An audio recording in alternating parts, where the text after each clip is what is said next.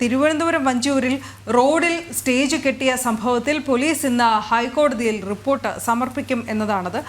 Area സെക്രട്ടറിക്ക് അടക്കം എതിരെ കേസ് എടുത്തത് സൂചിപ്പിച്ചായിരിക്കും വഞ്ചിയൂർ പോലീസിന്റെ ഈ റിപ്പോർട്ട്.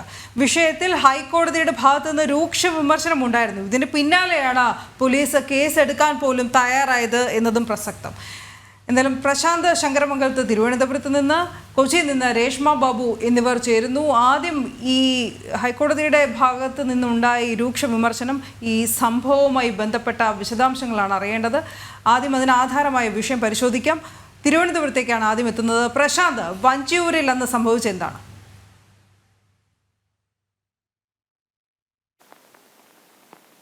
പാളയം ഏരിയ സമ്മേളനത്തിന്റെ ഭാഗമായിട്ടാണ് വഞ്ചിയൂരിൽ റോഡ് കയ്യേറി സ്റ്റേജ് നിർമ്മിച്ചത് CPM.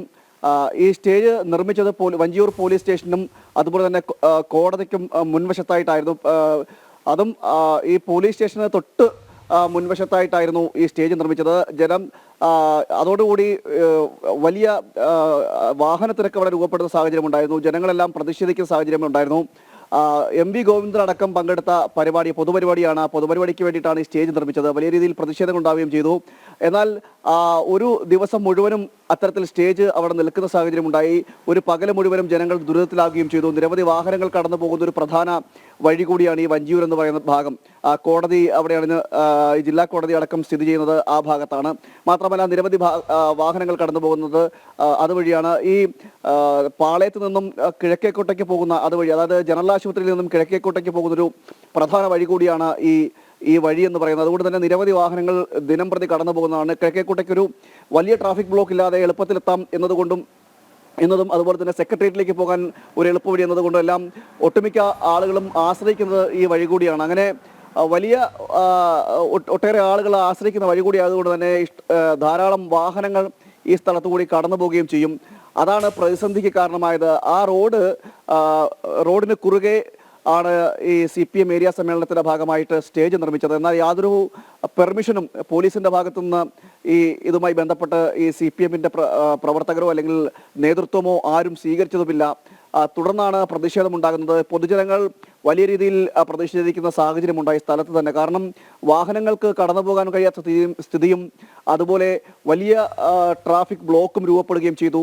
ഇതോടുകൂടിയാണ് വലിയ രീതിയിലേക്ക് പ്രതിഷേധമുണ്ടാകുന്നത്. തുടർന്നും സമ്മേളനം അവിടെ തന്നെ തുടരുകയും ചെയ്തു. വൈകിട്ട് പൊതുസമ്മേളനം അടക്കം വലിയ ജനാവലി നടത്തിക്കൊണ്ട് MV ഗോവിന്ദൻ പങ്കെടുത്തുകൊണ്ടുള്ള പൊതുസമ്മേളനം അടക്കം അവിടെ നടക്കുകയും ചെയ്തു.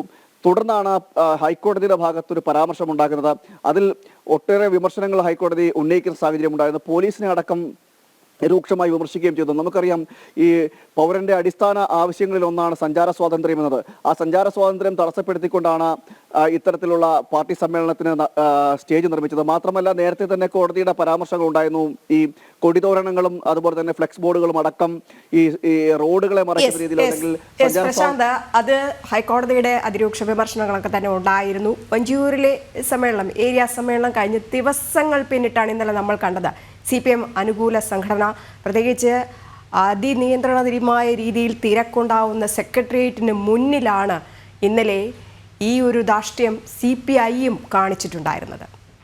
ഒരു സംഭവം, അതായത് ഈ വഞ്ചിയൂരിൽ സ്റ്റേജ് നിർമ്മിച്ചതുമായി ബന്ധപ്പെട്ട വിവാദങ്ങളൊന്നും കെട്ടടങ്ങുന്നതിന് മുമ്പ്, അതായത് അതിൽ വിരോധാഭാസം എന്ന് പറയുന്നത് ഇതുമായി ബന്ധപ്പെട്ട കേസുകളടക്കം എടുക്കുന്ന സമയത്താണ് വഞ്ചിയൂർ ഏരിയ സെക്രട്ടറിയായ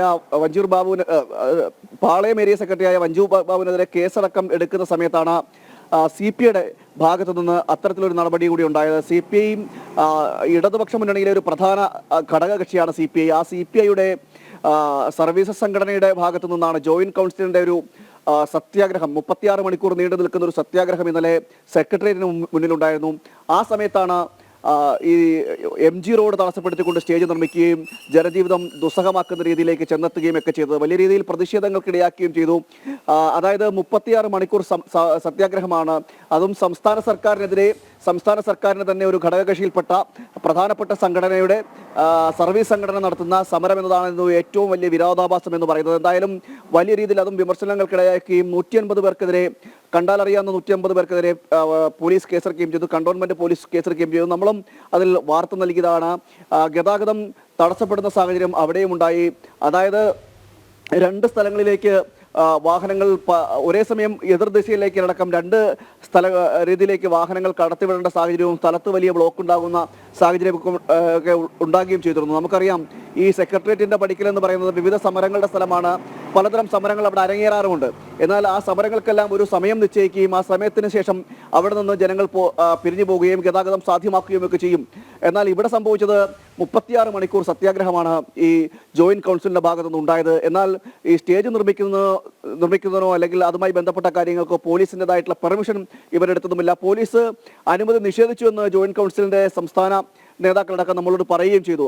അതുകൂടി ഗൗനിക്കാതെയാണ് ഇത്തരത്തിൽ റോഡ് മുറിച്ചുകൊണ്ട് അവിടെയും ഈ സെക്രട്ടേറിയറ്റിന് പടിക്കലും സെക്രട്ടേറിയറ്റിന്റെ സൗത്ത് ഗേറ്റിന് മുൻപിലായിട്ടാണ് ഈ സ്റ്റേജ് നിർമ്മിച്ചത്. അതും കാൽനട യാത്രക്കാർക്ക് പോലും കടന്നു പോകാൻ കഴിയാത്ത രീതിയിൽ ഫുട്പാത്ത് അടക്കം മറച്ചുകൊണ്ട് റോഡ് പുറത്തേക്ക് അതായത് ഈ ഫുട്പാത്തും അതുപോലെ തന്നെ റോഡും പകുതിയോളം മറച്ചുകൊണ്ടാണ് ഇത്തരത്തിൽ ഈ ശരി അത് തുടർന്നുകൊണ്ടേ ഇരിക്കുക തന്നെയാണ്. CPM-ഉം CPI-യും നിലപാട് മാറ്റമില്ലാതെ പോകുന്നു. അല്പം ഒരു എന്ന് പറഞ്ഞാൽ ഈ കേസ് എടുത്തു എന്നുള്ളൊരു വാർത്ത മാത്രമാണ് വഞ്ചിയൂരിലെ സംഭവത്തിൽ.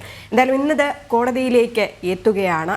എന്തായിരിക്കും കോടതിയുടെ ഭാഗത്ത് നിന്ന് ഉണ്ടാകാൻ പോകുന്നത്? രേഷ്മ ബാബു ഉണ്ട്. രേഷ്മ, പോലീസ് കേസ് എടുത്തിട്ടുണ്ടായിരുന്നു ഹൈക്കോടതി നിർദ്ദേശത്തിന് പിന്നാലെ 33 പേരെ. പോരാതെ ഇന്നലെ ജോയി CPM-ന്റെ നേതാവ് തന്നെ പറഞ്ഞ ഒരു കാര്യമുണ്ട്, ഇത് കെട്ടിയത് ഈ റോഡിലല്ല എന്നുള്ളൊരു ന്യായീകരണം. പക്ഷെ ആ ന്യായീകരണങ്ങളൊന്നും തന്നെ കോടതിക്ക് മുന്നിൽ എത്തുമ്പോൾ അത് ശരിയായി വരാൻ സാധ്യത കുറവാണ്. ഇന്ന് എന്ത് നിരീക്ഷണമായിരിക്കും കോടതിയുടെ ഭാഗത്തു നിന്നുണ്ടാകുന്നത്? ഒരു സംഭവമല്ല, ഈ വഞ്ചിയൂർ സംഭവം കഴിഞ്ഞിട്ട് ഇന്നലെ CPI-യുടെ നേതൃത്വത്തിൽ CPI-യുടെ അനുകൂല സംഘടന സെക്രട്ടേറിയറ്റിന് മുന്നിലും സമാനമായ രീതിയിൽ റോഡ് അടച്ച് സമരം നടത്തിയിട്ടുണ്ടായിരുന്നു. കണ്ണൂരുണ്ടായിരുന്നു. അങ്ങനെ പല പല വിഷയങ്ങൾ നിൽക്കുകയാണ്.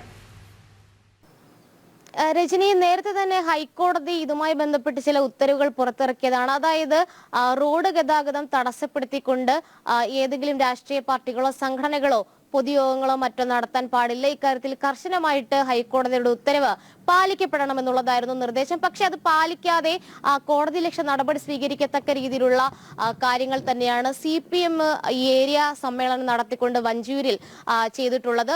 ഇക്കഴിഞ്ഞ 5-ാം തീയതിയാണ് ഈ സമ്മേളനം നടത്തിയത്. റോഡിന്റെ ഒരു ഭാഗം കെട്ടിയടച്ചുകൊണ്ടായിരുന്നു ഈ സമ്മേളനം നടത്തിയത്. അന്ന് അത് ജനം TV-യാണ് ആ വാർത്ത പുറത്തുവിട്ടത്. എന്തായാലും അതിനുശേഷം ഹൈക്കോടതിയിൽ കോടതി ലക്ഷ്യ ഹർജി വരികയും ഹൈക്കോടതിയുടെ ഭാഗത്തു നിന്നും രൂക്ഷമായ വിമർശനം ഉണ്ടാകുകയും ചെയ്തതിന്റെ അടിസ്ഥാനത്തിലാണ് പിന്നീട് കേസെടുത്തുകൊണ്ടുള്ള ഒരു നടപടിയിലേക്ക് പോലീസ് കടന്നത്. പോലീസിനോടടക്കം, അതായത് വഞ്ചിയൂർ CIയുടെ അടക്കം നേരിട്ട് ഇതുമായി ബന്ധപ്പെട്ടുള്ള രേഖകളുമായി ഹാജരാകണമെന്നുള്ളതായിരുന്നു ഹൈക്കോടതി ഡിവിഷൻ ബെഞ്ച് നൽകിയ നിർദ്ദേശം. ഇന്ന് അദ്ദേഹം ഹാജരാകേണ്ടതുണ്ട്.